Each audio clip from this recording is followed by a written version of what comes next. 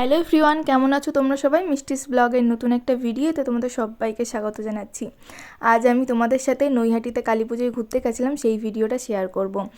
আমরা নৈহাটিতে গেছিলাম বুধবার দিন, মানে ভাইফোঁটার আগের দিন গিয়েছিলাম।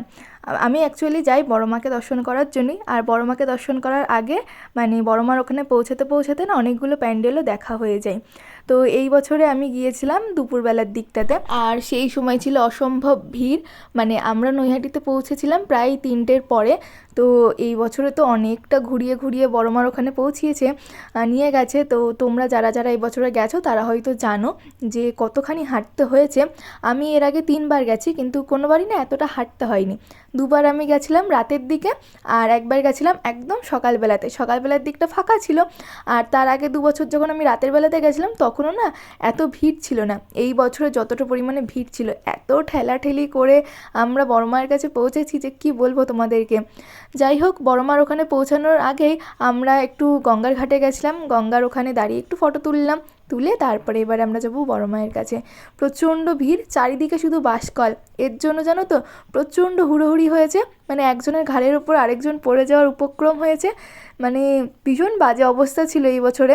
আগে কোনো বছর এতটা ভিড় আমি দেখিনি, 3 বছরে আমি এতটা ভিড় দেখিনি। যাই হোক, ভিড় ঠেলে ঠেলে আমরা চলে এসেছি একদম বড় মায়ের সামনে। নৈহাটির বড় মা বা বড় কালীও বলে অনেকে, আগে নাকি বড় কালীই ছিল, তারপরে হচ্ছে ভবেশ কালী নামেও কিন্তু পরিচিত। এখন আর কি আমরা সবাই বড় মা নামেই চিনি, কিন্তু এটা ছিল আগে ভবেশ কালী। তো আমি যেটুকু জানি আর কি, শুনেছি সেটুকুই বললাম। আর এখন আমরা সবাই বড় মা নামেই আর কি চিনি, আমিও বড় মাই বলি। তো এটা কিন্তু ভবেশ কালী আর বড় কালী সবাই বলে, যেটা নৈহাটির মানুষজন অনেকের কাছে শুনেছি। এই ঠাকুর দেখতে গিয়ে অনেকে আর কি অনেকের কাছে অনেকের মুখে শুনি। তো আমরা চলে এসেছি একদম বড় মায়ের সামনে।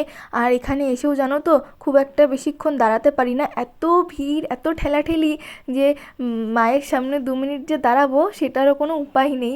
তো এবছরে তাও একটুখানি দাঁড়াতে পেরেছি, অন্যান্য বছর তো একদমই দাঁড়াতে দেয় না, হেঁটে এসে মানে একদম হেঁটেই চলে যেতে হয় সামনে, জাস্ট ওই একটু প্রণাম করার জন্য ওই সময়টুকু থাকে। বড় মাকে শুধু সামনে থেকে নিজের চোখে দেখার জন্যই কিন্তু বারবার যাওয়া, ছুটে যাওয়া।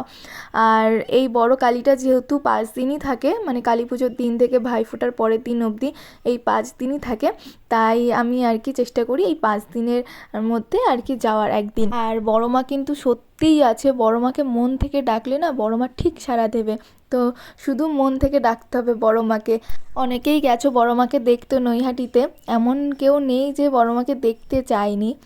তো চলো আজকের ভিডিওটাও এখানে শেষ করছি। ভালো লাগলে লাইক, কমেন্ট আর শেয়ার করে দিও। আর যারা নতুন আছো আমার চ্যানেলটা সাবস্ক্রাইব